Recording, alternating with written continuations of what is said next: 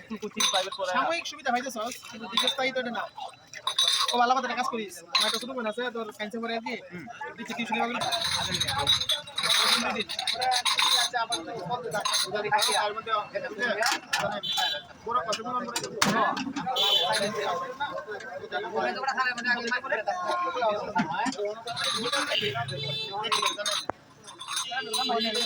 না না তো নাম্বার নাই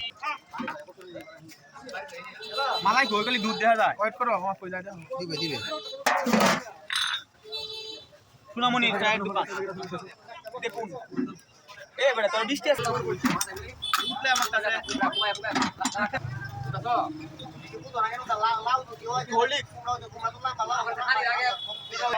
আমরা তোমায় খারাপ করতে করতে লেবে না তারপর আরেকটা সামেল হবে দানু খাইতাম দানু মনে হচ্ছে যে একটা করে আইতে দিয়ে দিন লাগি এই যে ঠিক আছে লাগা দেখি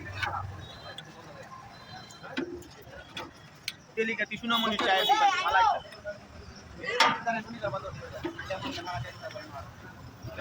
মানে স্টুডেন্ট কেমন আছে